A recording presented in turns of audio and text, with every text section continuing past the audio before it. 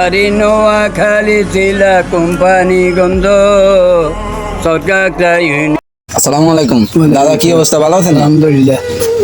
তো ইয়ানে বলেছেন দেন বললাম অসুস্থ, তো ডাক্তার দেখান না? ডাক্তার দেখাই কত ওষুধ খাইতেছি, এখন ওষুধ ছাড়া চলতেছে না।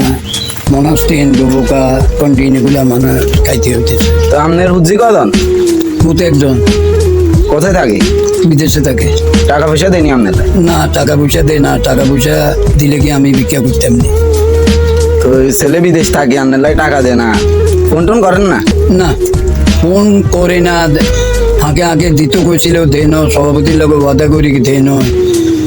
আর এখন মনে হচ্ছে বাংলাদেশে আসছে, তাই আপনার খোঁজ খবর না? না। আপনার বাড়ি কোথায়? আমার বাড়ি নোয়াখালী জেলা কোম্পানিগঞ্জ কাতরা ইউনিয়ন। আমি জেলা মুন্সির বাড়ি। আপনার নাম কি? আমার নাম হলো আবুল কাসেম ভুট্টো বয়। রিক্সা চালাইছি আগে। এখন তো যে শরীরের অবস্থা, আমার দাম না একটু কষ্ট হয়ে যায়। এখন কি করুম, এখন খুঁজি বিচারি খাইতে হয়, ওষুধ দাবে খাইতে হয়, ফ্যামিলি চালাইতে হয়।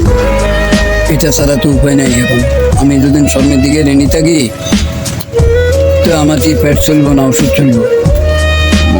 তো তাহলে দর্শক দেখেন, ছেলে বিদেশ থাকার পরেও বাবার আজকে এই পরিস্থিতি। তো আপনারাই বিচার করবেন কেমন দেশে আমরা বসবাস করতেছি। তো আমরা দর্শকের উদ্দেশ্যে আপনি কি চান? এখন কি জানো, যদি কেউ সাহায্যে আমার ওষুধ খরচার জন্য, ফ্যামিলি খরচার জন্য যদি কেউ দিতে চান, আমাকে সাহায্য করবেন আল্লাহর হস্তে। আমি আপনাদের কাছে এটাই চাই। এখন আমি মিশামিশি কোনো কথা নাই। আমি আজকে রোজাও রয়েছি এই পর্যায়ে। দেখেন চাচা কিন্তু এই শরীর নিয়ে আজকে রোজাও রাখছে। আল্লাহ চাচার হায়াত দেখ। চাচা আমাদের কিছু কথা বলছে, আমরা শুনছি। আমরা তো হয়তো চাচার জন্য কিছু করতে পারবো না, তো আপনারা সবাই সহ আসেন, দেখি চাচার জন্য কিছু করা যায়। তো কাকা এদিকে, এই মুরব্বীদের এই অবস্থা, এইসব বিষয়ে আপনারা কি কিছু জানেন? আমরা তো আসলে অনেক দিন পর্যন্ত দেখতেছি উনি অনেক কষ্ট করতেছে, অনেক ফ্যামিলি নিয়ে অনেক মানসিক চাপে আছে। তারপরে ইতিহাতার এই অবস্থায় উনি কোনো কর্ম করার মতো কোনো লক্ষণে দেখেন না। তো এখন মনে হয় উনি অনেক, একটা ছেলে আছে, ছেলে বিদেশ থাকাকালীন তার আত্মীয় সহায়তা মোটামুটি বাবারে হেল্প কিছুতেই করে না। তাই বাধ্যকতা এখন আপনাদের সামনে আসছে।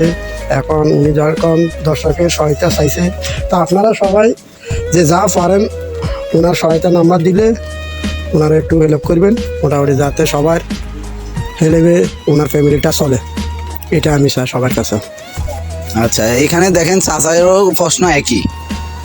দাদা যে প্রশ্ন করছে ওই প্রশ্ন অনুযায়ী চাচারও সেম উত্তর। তো দর্শক সবাই তো মুরব্বী দাদার কথাগুলো শুনছেন, শোনার পর আপনাদের থেকে কেমন লাগে এই বিষয়টা আপনারা নিজেরা চিন্তা করার পরে ওনার জন্য কিছু একটা করার চেষ্টা করবেন, উনি যাতে করে আপনাদের হেল্পে যেন ওনার চিকিৎসাটা চলে, বুঝছেন?